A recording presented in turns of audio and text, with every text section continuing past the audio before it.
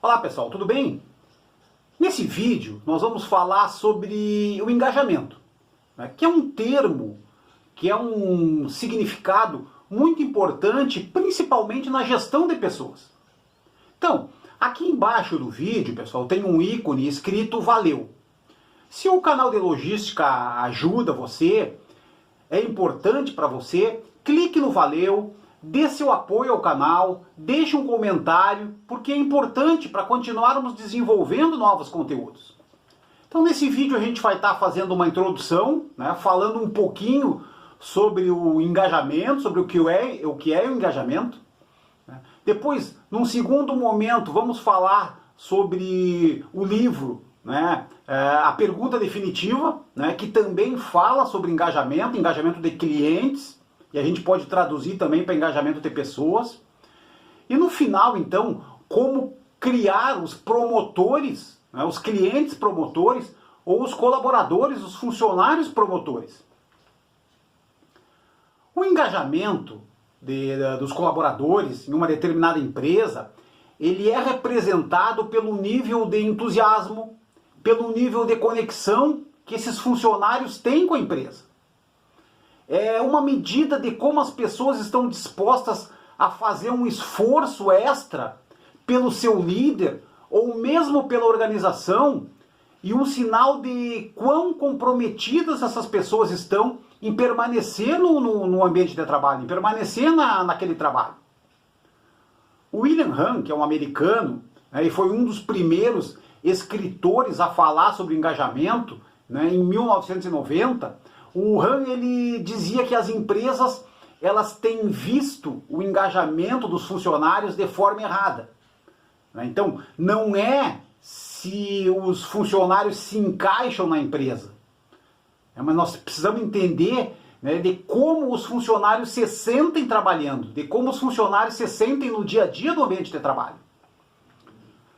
A Gallup, que é um instituto de pesquisa importante também a nível mundial, não é? Ela pesquisou bastante, já há anos ela tem pesquisado sobre engajamento, e a Gallup define engajamento como o envolvimento, né, e o entusiasmo dos colaboradores com a organização.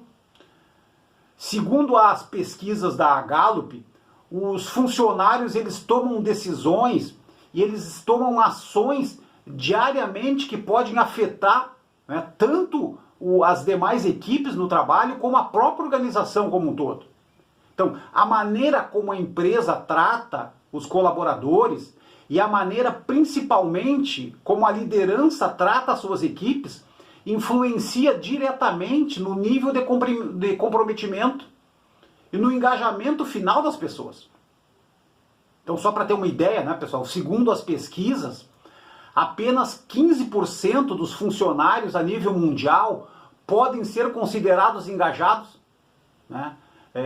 Engajado dentro das suas empresas. Nos Estados Unidos esse percentual é um pouco maior, esse percentual chega a 35%, porque os Estados Unidos já trabalham com a questão do engajamento há mais tempo, né? Já existem muitas empresas que fazem pesquisas há 10, 15 anos procurando melhorar o nível de engajamento, o que não ocorre no Brasil hoje, com raríssimas exceções.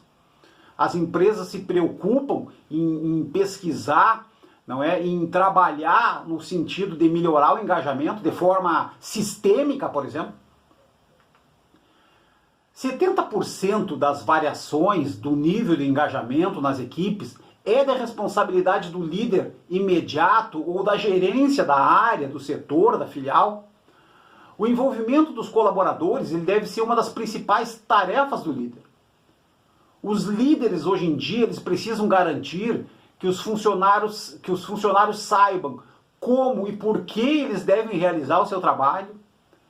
Essa liderança deve apoiar a equipe diretamente no dia a dia, dando exemplo, dando feedbacks constantes, né, e também explicando como as atividades daquele trabalho se conectam com as atividades da empresa como um todo. Uma segunda situação em relação a engajamento, a gente vai falar um pouquinho então aqui, pessoal, da Pergunta Definitiva. A Pergunta Definitiva é um livro, né, uma publicação de 2006, né, no qual o autor, o Fred Reichheld, ele criou né, a partir desse livro, a partir da pergunta definitiva, ele criou um termo, não é, do inglês, o Net Promoter Score, que ficou muito conhecido como o NPS. O NPS, então, ele é uma ferramenta para mensurar o índice de satisfação dos clientes de uma empresa. E nesse caso também, pessoal, é possível usar o NPS, utilizar o conceito do autor para calcular também a satisfação dos colaboradores com a sua empresa. A pergunta que o Fred Reichelt ele coloca no livro, né?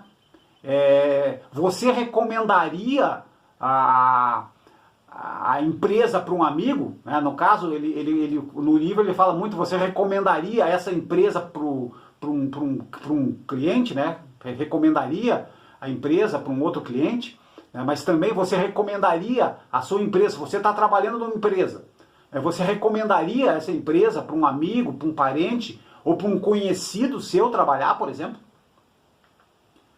O autor, não é? Ele procura mostrar que a lealdade dos clientes é que vai tornar a empresa lucrativa e que essa lealdade ela é obtida se os colaboradores se interessarem, se os colaboradores se relacionarem de maneira positiva com os clientes, fornecendo serviços, fornecendo produtos de qualidade. A métrica, então, utilizada pelo Net Promoter Score, pelo NPS, né, pessoal? O Fred Reichelt, ele dividiu os clientes em 3 categorias. Os clientes promotores, aqueles que apoiam a empresa, aqueles que recomendam a empresa. Os clientes ou os funcionários neutros, né, aqueles que tanto faz, não é? Pode ser que sim, pode ser que não. E os clientes ou os funcionários detratores, né? Aqueles clientes, aqueles funcionários que falam mal da empresa, que não recomendam a empresa, né? Que não fazem mais negócio com a empresa ou que querem sair da empresa. E a medição do NPS, né, pessoal, a medição do resultado era simples. O NPS, então, é o percentual dos promotores menos o percentual dos detratores. Então, se a gente pegar como exemplo uma pesquisa com clientes, né, a gente identifica, né, que a empresa possui 50% de clientes promotores, clientes que valorizam a empresa, clientes que fazem novos negócios, né, 20% de detratores, né, que não recomendam a empresa, não vão fazer mais negócio com a empresa, e 30% de clientes neutros. O NPS, então, é o 50%, não é, dos promotores menos os 20% dos detratores. Né? Nós teríamos uma taxa, não é, de NPS de 30%. É os 50% de promotores menos os 20% de detratores.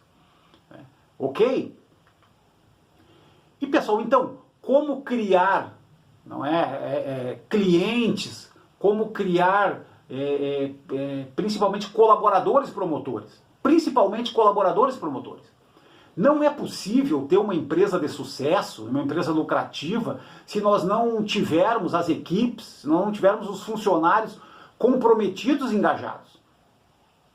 Uma pesquisa nos Estados Unidos, né, na época do lançamento do livro do Fred Reichelt, ela identificou que somente 19% dos colaboradores com mais de 10 anos, então já uma força de trabalho já mais antiga, né, ela poderia ser considerada promotora, por exemplo. Então é pouco. Né? Os Estados Unidos que trabalham a questão do engajamento, né, trabalham a questão do comprometimento, né, claro, uma pesquisa aí na época dos anos 90 ainda, né, uma das primeiras pesquisas sobre engajamento, né, identificou que somente 19% dos colaboradores, né, eles valorizam a empresa, eles vão indicar, né, a empresa, o trabalho na empresa para outras pessoas. E quais as ações, então, pessoal, para gerar colaboradores engajados, né, para gerar os promotores? A gente destaca aqui três situações, não é, dessa pesquisa ainda, né? Então, a primeira delas, atender às necessidades básicas dos colaboradores, ter um salário justo. Uma segunda, Uma segunda medida, não é? Reuniões constantes, treinamentos frequentes, feedbacks constantes. E uma terceira situação, não é que os colaboradores saibam, não é, entendam que oportunidade de crescimento eles podem ter dentro das organizações. Então vamos ver cada uma delas, né, pessoal? Em relação às necessidades básicas, né, aqui a gente fala, e isso aqui vale muito para a logística, né? A logística é uma área já historicamente, né, um ambiente difícil, né, além das questões físicas, né, da logística exigir, não é, a característica da disposição física. Muitas vezes os ambientes de trabalho melhorou bastante, tá? No passado era muito ruim, agora melhorou bastante, né? Os depósitos, os modernos centros de distribuição têm ambientes, bem melhores, né? Então a questão das empresas ter o transporte adequado dos colaboradores, né? Conseguir fazer com que o colaborador saia da sua casa, chegue no ambiente de trabalho de maneira rápida, não perca tempo no trânsito, não perca tempo em trem, em ônibus, em carro, né? que a empresa consiga estruturar, não é, um transporte adequado, né? Dentro dos depósitos, banheiros e vestiários limpos, né? Como se fosse dentro da nossa casa, né, pessoal? A gente precisa usar o banheiro e o vestiário do nosso depósito, do nosso centro de distribuição, como a gente fosse usar o nosso em casa. Um ótimo refeitório também ajuda bastante. Áreas de lazer, né, para os funcionários se divertirem, se distraírem nos momentos de lazer, é importante. Né.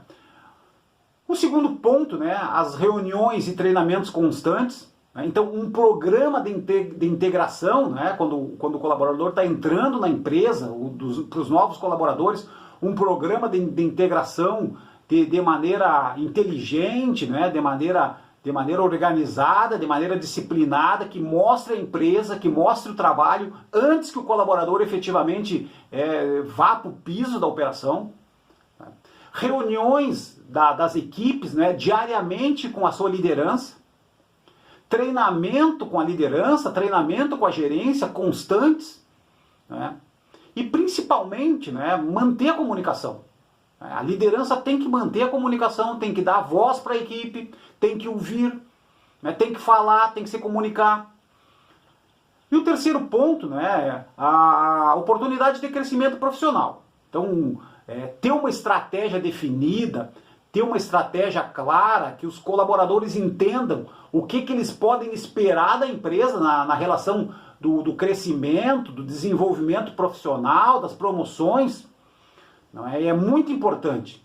E também, né, pessoal, sempre, né, a empresa, a liderança, valorizar e reconhecer quem se destaca. Ok? Pessoal, obrigado pela participação nesse vídeo. Procuramos falar, então, sobre as questões de engajamento, né, que são muito importantes para o comprometimento, né, e para o nível de motivação das equipes dentro das empresas. Muito obrigado.